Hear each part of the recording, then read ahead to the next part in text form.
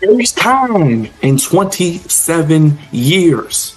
That's right, 27 years. The Baltimore Orioles are going to the playoffs for consecutive seasons. They defeat the New York Yankees by a score of 5-3 in the Bronx tonight, and they have officially clinched a playoff berth. The Baltimore Orioles are heading back to the postseason, and we're going to talk about it right here on the Flex Zone podcast. Make sure you guys subscribe if you're new.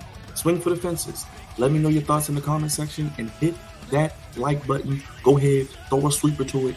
Give us a thumbs up. Let us know your thoughts on the O's this season. I know it's been a roller coaster, but we are in the playoffs. And you can't win the World Series if you don't make the playoffs and give yourself a chance. You made the dance, you punched your ticket, and now the Orioles, for the second straight season, will have an opportunity to win the first World Series for the Baltimore Orioles since 1983.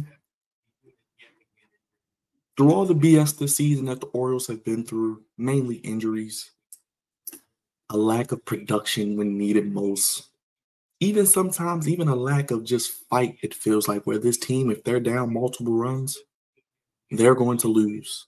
If they have a lead and the bullpen has to close it out, they may lose the game. But the Baltimore Orioles, regardless of how you feel about them right now, 3 years ago, this team was the worst team in baseball. And to see them in consecutive postseasons for the first time, really in my lifetime as an Orioles fan, lifelong, get to the postseason and really have a legit shot to make a deep run, you got to give it up to them.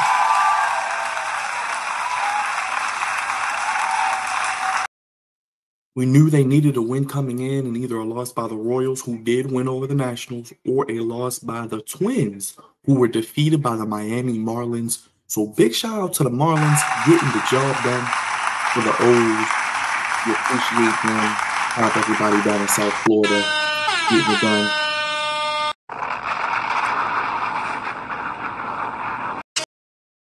So the Orioles will be back in the postseason.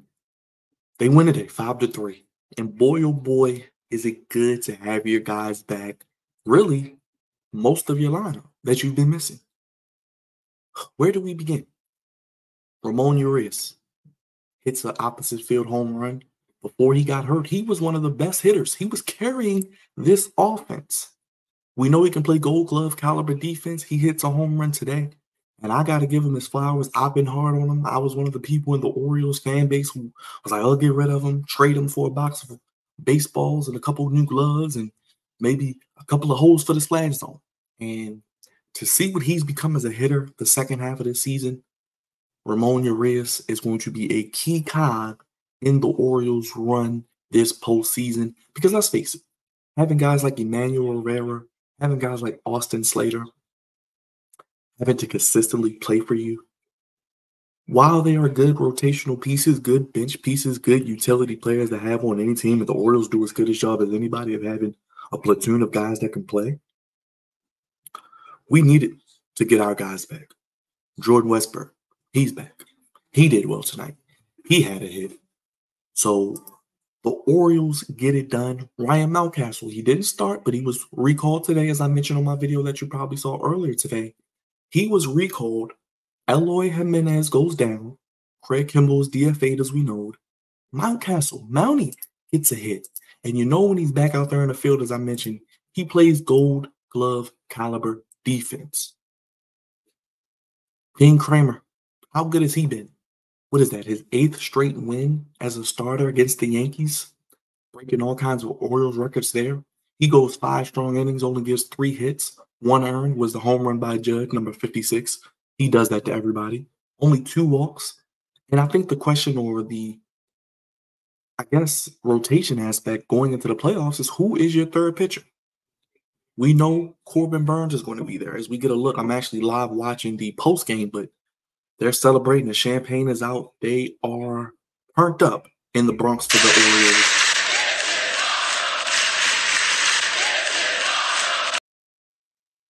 And they were going.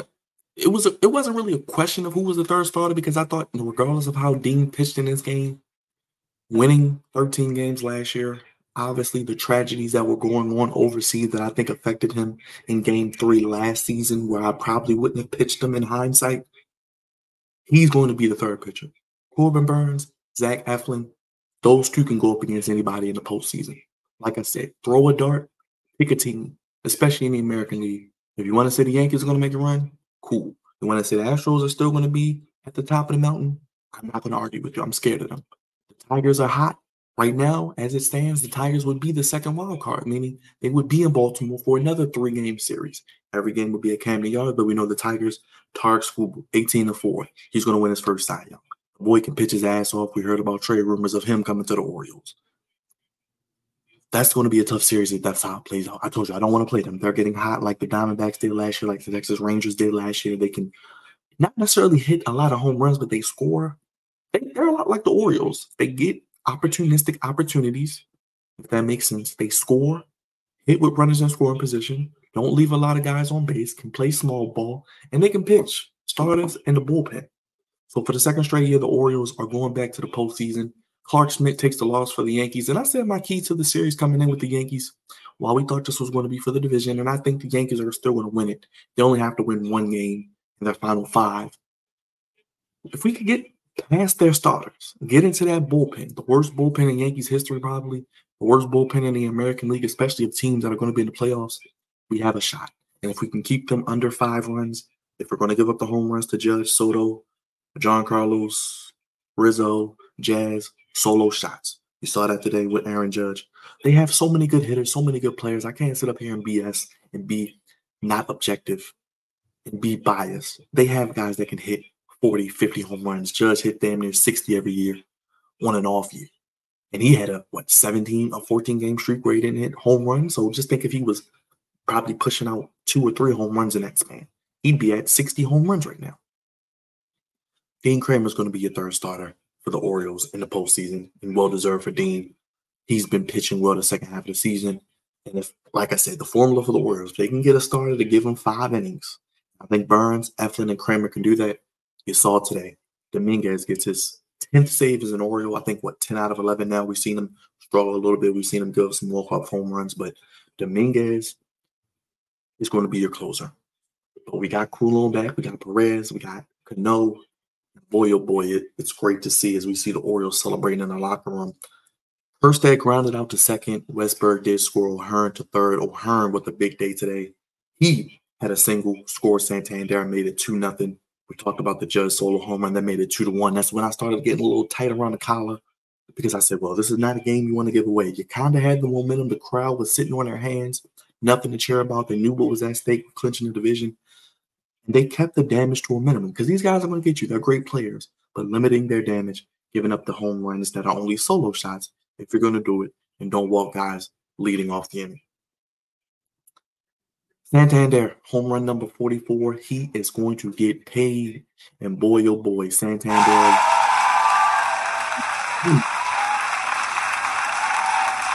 Really is a great home run. What was that? RBI number 100. Santander has been feasting all season. Good, special. That's what I'm talking about. And the Orioles win the season series against the Yankees. I said this in my video. I'm not afraid of the Yankees. If we got to go up against them, which I think inevitably in the playoffs, we'll probably see them in that divisional round, I think, in a 5-game series where they have home field, we can beat them.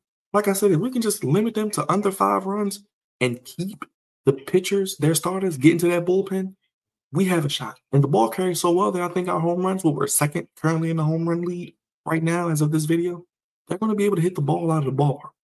As I mentioned, Urias had a home run. I think you got to do what it takes. Speaking of Santander, you got to do whatever it takes to re-sign this guy. You got to do whatever it takes to re-sign him. You got to bring him back. You got to offer him what he wants. Now, if it's $100 million, you got to do it. I know he's not in his prime, but his ability to be a 5-tool player, a leader in the locker room, a face of the franchise along with the Gunners and Adleys. While I do want to keep Burns too, it's probably going to be a lot more expensive to keep him. But depending on how this postseason goes, if we can win it all, I'll be good with whatever happens in the offseason. I'm not worried about that right now. Like I said, it's about the postseason, and I think for the Orioles, that kind of has started this past week or so. This is the type of win you want. You get your guys back. You had the formula to win games in the postseason. And like I said last night, the Orioles can play with anybody. Yeah, I'm scared of Houston. Yeah, I'm scared of Detroit. But they can beat Detroit and Houston. Like I said, I like our chances against New York. I love our chances against Cleveland too. Cleveland's not going to be easy, but they're going to be tough also. And the rookie of the year, another guy who I've been hard on, Colton Cowser gets it done yet again. Another home run. He is going to be your AI Rookie of the Year. The Orioles will also have back-to-back Rookies of the Year along with back-to-back playoff appearances. So big shout out to all of the offensive players coming to life for the Orioles. And I think if they can get around that 5 to 6 run sweet spot, especially in the postseason, I think they'll be in good shape. Now, if you look at the lineup here, Gunnar Henderson 1 for 4, Rutschman 0 for 4. Let's hopefully he can get going a little bit this week. Santander 1 for 3 with the home run. Cowser 1 for 4 with the home run. Westberg 1 for 3. O'Hearn 2 for 2. Mountcastle 1 for 2. Kerstead was 0 for 4, but did have a productive out to get a run in. Urias 1 for 4 and Mullins 0 for 4. Mullins did have a couple good at bats. He did miss a home run as well. But as I mentioned, Dean Kramer 5 innings, 3 hits, 1 earned, 2 walks, 3 Ks, 83 pitches, 49 strikes. Keegan Aiken comes in 2/3 of an inning, 1 walk. Jacob Webb, a third of an inning, gets some crucial outs. So shout out to the middle relief. Everyday Jake Webb and Keegan Aiken as good as any middle/long relief duo, I think, in baseball. And Keegan Aiken's had a solid season, and Jacob Webb is healthy. We know he's everyday Jake. He can pitch every day and give you his best. And last year, we kind of saw him run out of gas. He did miss some time with the injury. I think he'll be rested and ready this season. In the postseason, you look at Albert Suarez, possibly adding him to the bullpen with Webb, Aiken, Suarez to come in if you need him for long relief. Then you still can go to Perez. Perez, 2/3 of an inning. He gives up 2 runs, so still keeps his home run streak alive. But Perez, we got to tighten that up. And Cano comes in 2/3 of an inning, doesn't give up anything. But they made it tight, as did the Yankees. And this is how it's going to be. Buckle up. Clock in. Buckle your chin strap. Bring your lunch pail. It's going to be a fun ride, but you're going to have to buckle up. Take your blood pressure medicine. Check your heart rate. Drink plenty of water. Hydrate. Take deep breaths. Woosah. Because there's going to be games like this every night for the next couple of weeks as the postseason begins. It's going to be tight. There's going to be blood boiling. It's going to be high-pressure baseball. And that's what the Orioles experienced last season. Like I mentioned, they got outmanaged. The lights seem to be a little too bright for them. They're still young, but I think this is the year where they can make those adjustments, and they won't have the week off while they could use it. They will have the momentum of keeping in their regular rhythm. They'll play their last game Sunday. First game looks like will be most likely on Tuesday afternoon sometime. We'll get to that eventually as well. Gregory Soto, he did fantastic. Another lefty in the bullpen that you can go to. You can go to him. He goes 1 inning, doesn't give up anything. And Sir Anthony Dominguez gets 2 outs, gets to save on 7 pitches. And the Orioles bullpen over the last month or so, you can look at the numbers, you can look at the stats. They have been as really, really solid. Not perfect, not without a little bend, but don't break. They kind of remind me of a defense. They may bend a little bit way back. They may hit the matrix on them, but they don't break often as they were early on in the season. So they may give up like a lot of defense. They may give up a lot of yards, but in the red zone when they need to close it out, they got it done tonight. Great job by the Orioles as they clinched their way to the postseason. And like I said, looking at the Yankees lineup, they only had what?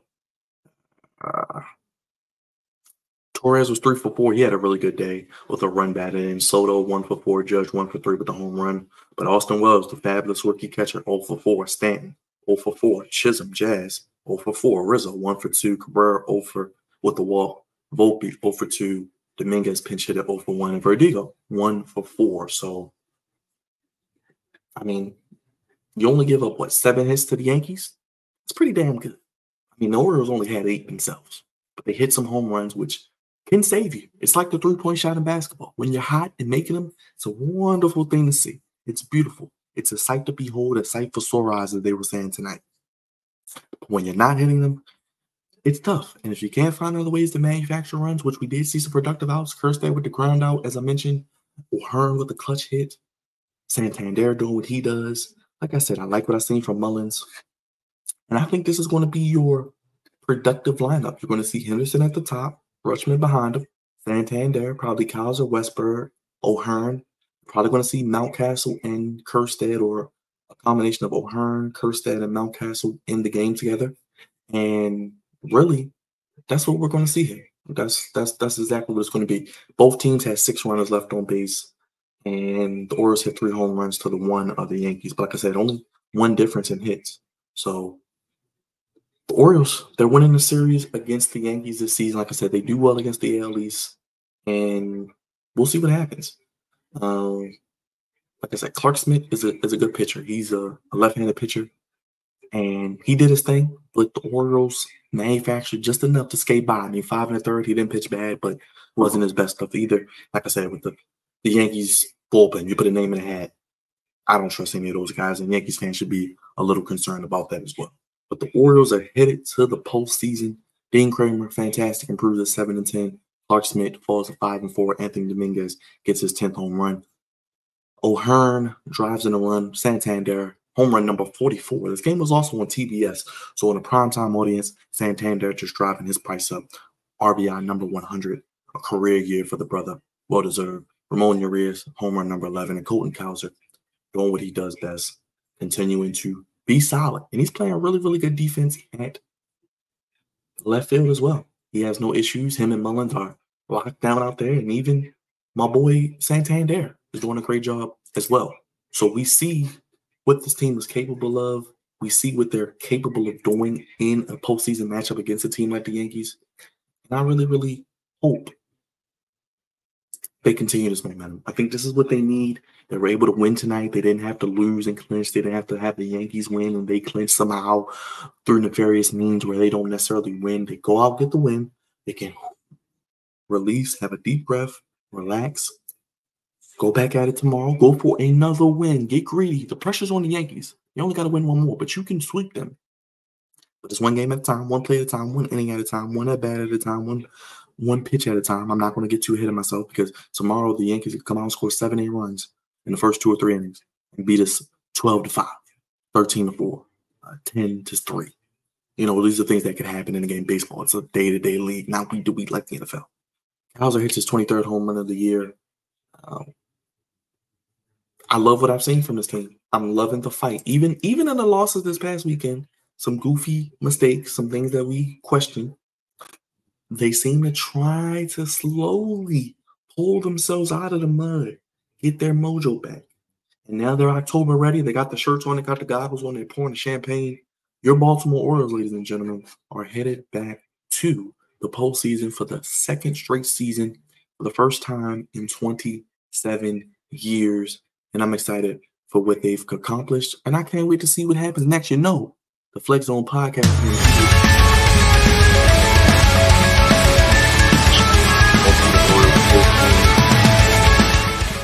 Each Orioles postseason game with the Baltimore Orioles postgame show.